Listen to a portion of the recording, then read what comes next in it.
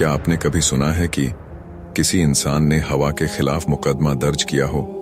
ऐ अल्लाह के नबी, मुझे हवा से शिकायत है, उसने मेरा हाथ तोड़ दिया है। क्या आप जानते हैं कि हजारों साल पहले एक ऐसी सल्तनत भी थी जहां पहाड़ मोम की तरह पिघलते थे और तांबा पानी की तरह जमीन से उबलता था। एक ऐसी जगह जहां मजदूर इंसान नहीं बल्कि वो जिन्नात थे, जिन्हें कोई दीवार या जंजीर नहीं रोक सकती थी। आज हम सुलेमान अलैहिस्सलाम की उस सुपर इंडस्ट्री की सैर करेंगे जहां तांबे के चश्मे बहते थे और जहां ऐसी देंघें बनती थीं जिनमें एक साथ 20-20 ऊंटों का गोश्त पकाया जाता था। आखिर वो जिन्नात कौन से काम करते थे जो इंसान नहीं कर पाते थे, और वो कौन सा फरिश्ता था जो आग का कोड़ा हाथ में लिए उन जिन्नात पर पहरा देता था। नाजरीन किराम, बैतुल मुकद्दस की वादियों में एक अजीब मंजर था।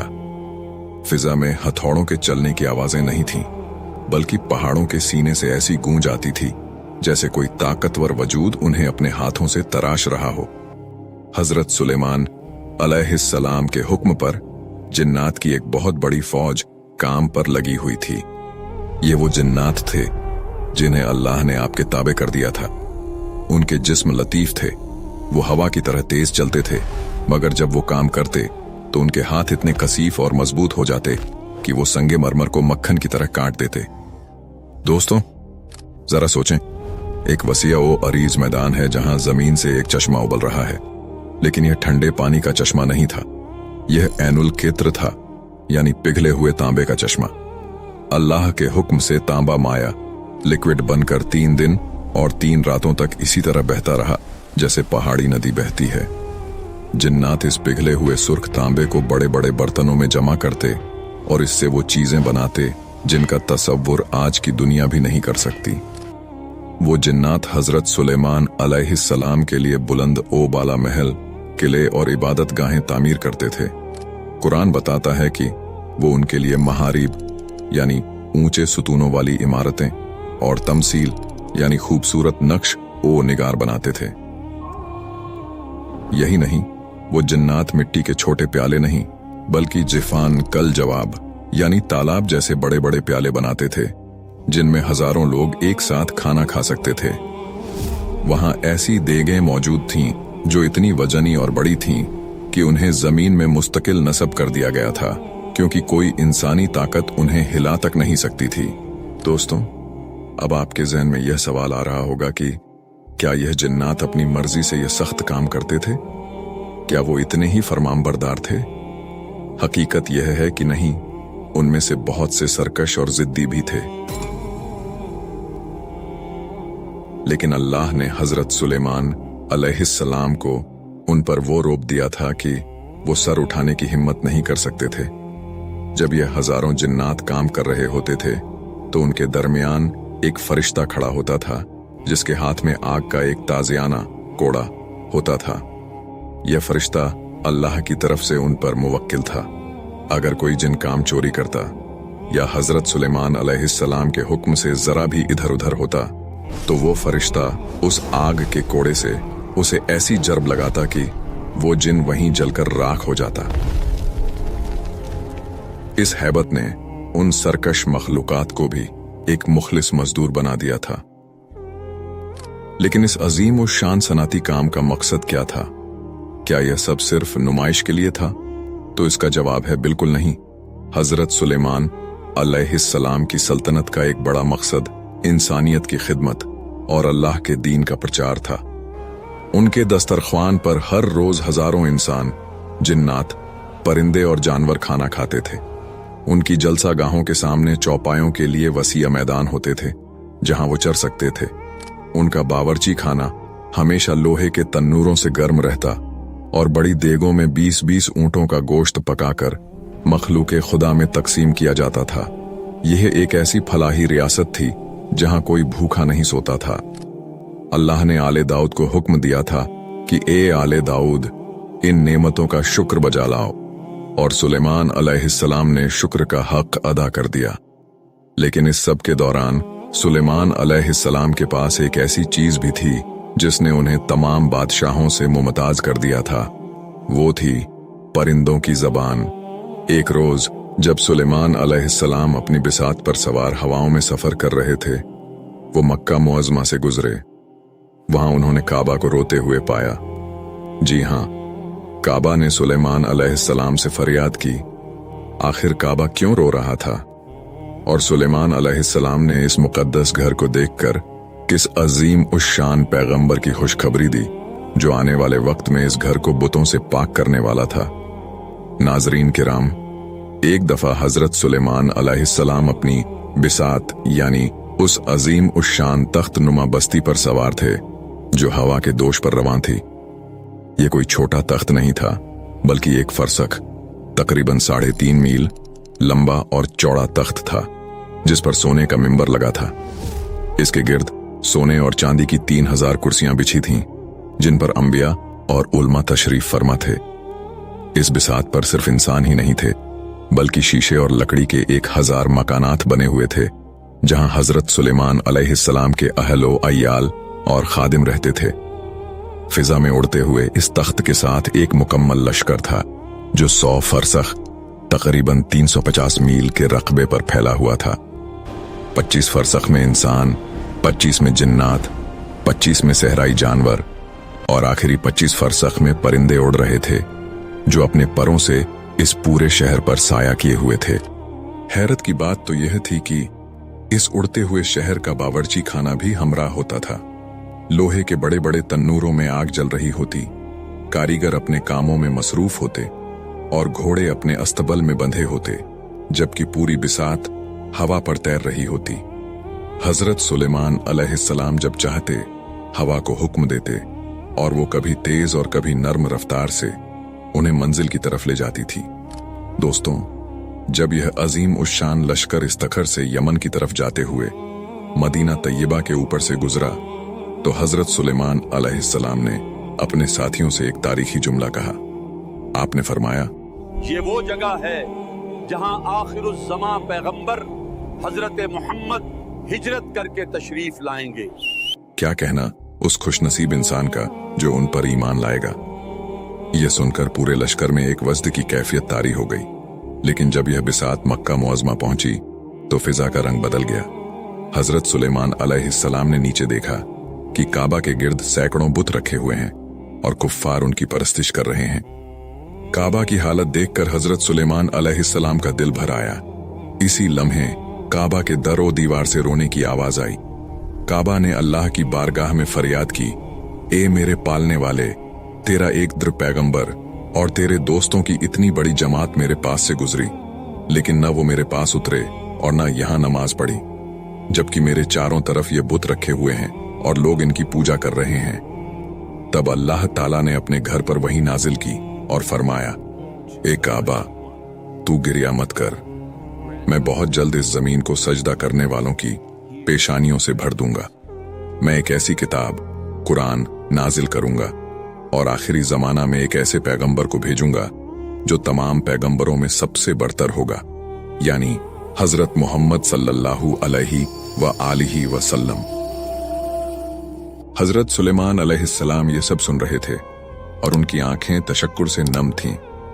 वो समझ गए कि अगरचे आज उनकी बादशाही अजीम है, लेकिन असल अजमत उस हस्ती की होगी जिसके कदम इस जमीन पर पड़ेंगे। लेकिन क्या आप जानते हैं कि हजरत सुलेमान अलैहिस्सलाम की इस अजीम उस शान बादशाही और उनके मौज़ात के पीछे एक और पहलू भी था, और वो पहलू था अदल इंसाफ।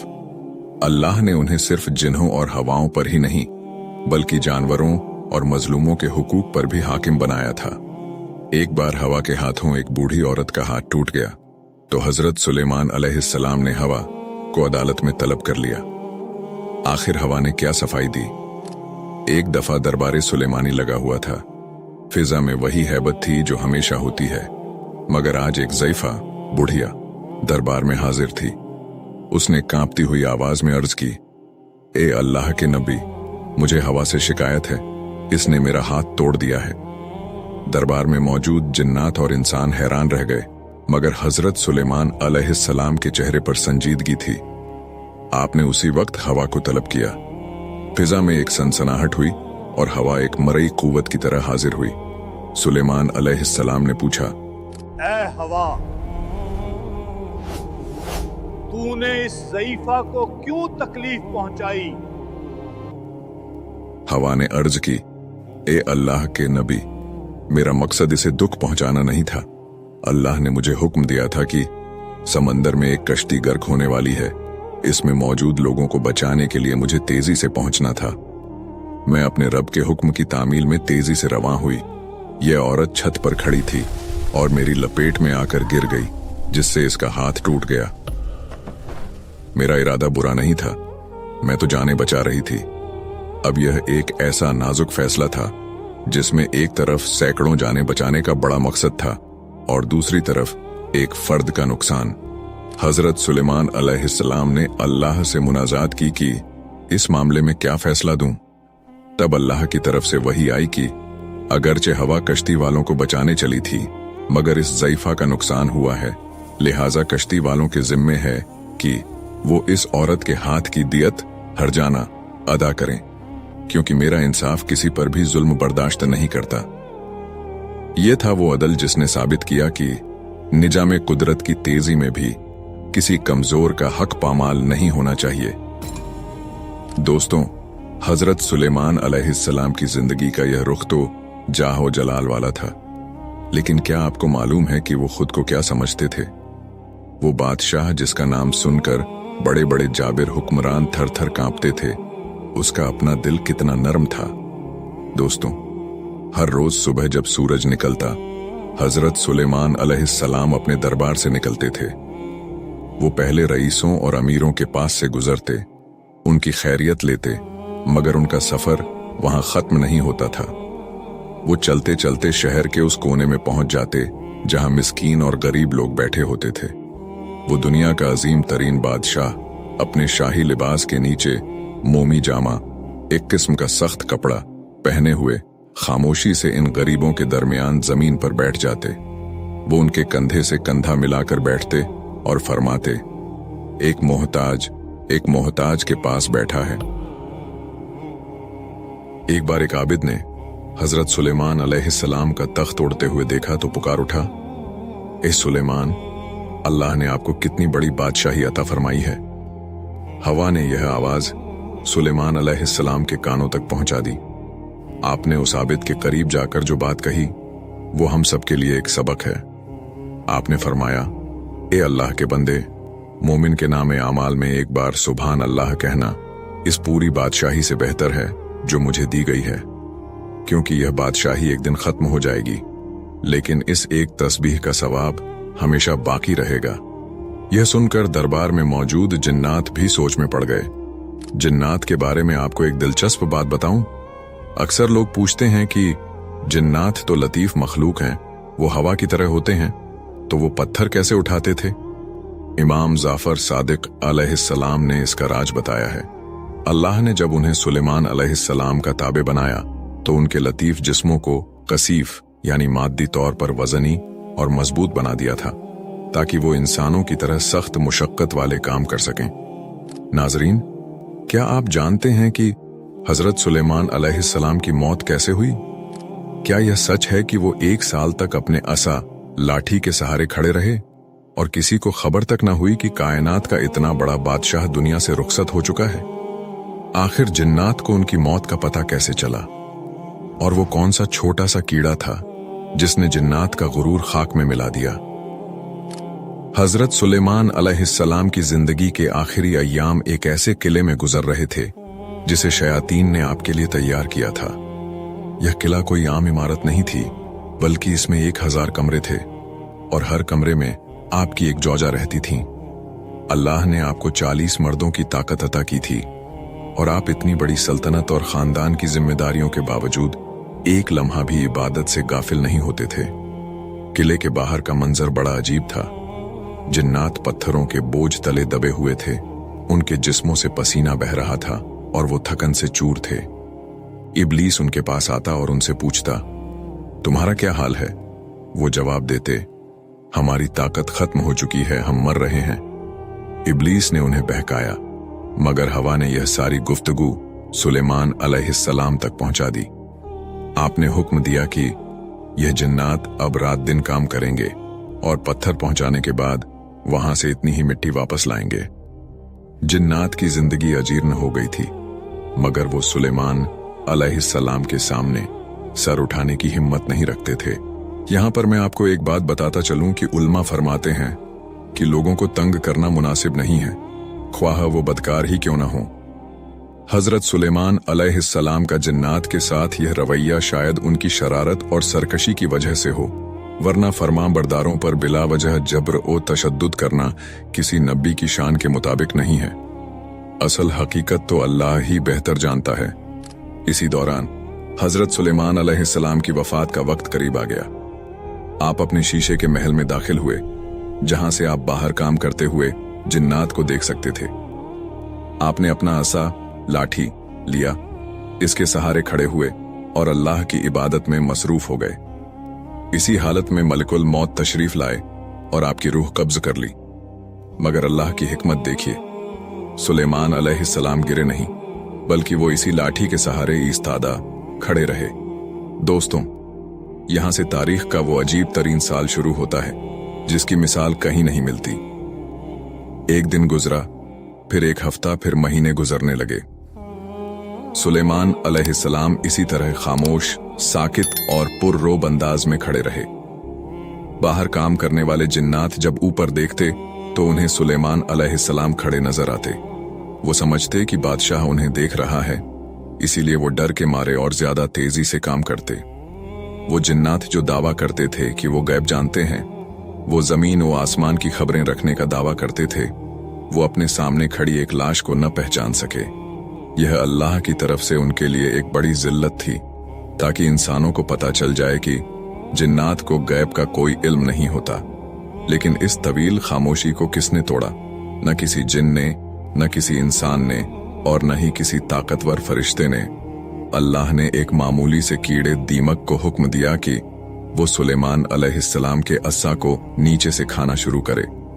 वो छोटा सा कीड़ा आहिस्ता आहिस्ता इस लकड़ी को अंदर से खोखला करता रहा। किसी को खबर न हुई कि कायनात के सबसे बड़े बादशाह के सहारे को एक हकीर सा कीड़ा खत्म कर रहा है। आखिरकार वो लम्हा आ गया जब वो लाठी अंदर से बिल्कुल खत्म हो गई। 1 साल मुकम्मल हो चुका था। जैसे ही दीमक ने आखिरी रेशा काटा, वो असा टूट गया और हजरत सुलेमान अलैहिस्सलाम का जस्दे मुबारक जमीन गिरा। जैसे ही बादशाह गिरा, पूरे किले में एक हलचल मच गई। जिन्नात काम छोड़कर भागे, इंसान हैरत ज़्यादा रह गए। जब उन्होंने करीब जाकर देखा तो पता चला कि सुलेमान अलैहिस्सलाम तो 1 साल पहले ही इंतकाल कर चुके थे। उस वक्त जिन्नात को अपनी बेवकूफ़ी का एहसास हुआ कि अगर वो वाकई गैब जानते होते तो इस 1 साल की जिल्लत और मुशक्कत से बच जाते। सुलेमान अलैहिस्सलाम की वफात के बाद आपके वजीर आसिफ बिन बरखिया ने आपकी वसीयत के मुताबिक जिम्मेदारियां संभालें, लेकिन वो सल्तनत जो सुलेमान अलैहिस्सलाम के साथ थी, वो आहिस्ता आहिस्ता बिखरने लगी। सुलेमान अलैहिस्सलाम तो दुनिया से रुखसत हो गए, लेकिन उनकी वो अंगूठी, उनका वो तख्त और वो जिन्नात जो समंदरों में कैद हैं, उनका क्या हुआ? क्या आप जानते हैं कि सुलेमान अलैहिस्सलाम की वफात के बाद बनी इसराइल पर एक ऐसा जालिम बादशाह गालिब आया जिसने उनकी इबादत गाहों को तबाह कर दिया और उन्हें बदतरीन गुलामी में धकेल दिया। दोस्तों, उस बादशाह का नाम था बख्त-ए-नसर। आखिर बख्त-ए-नसर ने बनी इसराइल के साथ क्या किया और सुलेमान अलैहिस्सलाम के वसी आसिफ बिन बरखिया क्यों लोगों की नजरों से ओझल हो गए? सुलेमान अलैहिस्सलाम के जसदे मुबारक के गिरते ही जैसे पूरी कायनात का तवाजुन बिगड़ गया। जिन्नात का वो गिरोह जो 1 साल तक धोखे में काम करता रहा, अब गुस्से और इंतकाम की आग में जल रहा था। वो शयातीन जिन्हें सुलेमान अलैहिस्सलाम ने समंदरों और पत्थरों में कैद किया था, उनकी चीखें अब भी लहरों के नीचे सुनाई देती थीं। सुलेमान अलैहिस्सलाम ने अपनी वफात से पहले अल्लाह के हुक्म से आसिफ बिन बरखिया को अपना वसी जानशीन मुकर्रर किया था। आसिफ वो थे जिनके पास किताब का इल्म था, वो जो एक पलक झपकने में मलका बिल्कीस का तख्त यमन से बैतुल मुकद्दस ला चुके थे। शुरू में सुलेमान अलैहिस्सलाम के सच्चे पैरोकार आसिफ के पास आते, अपने दीनी मसाइल पूछते और हिदायत लेते।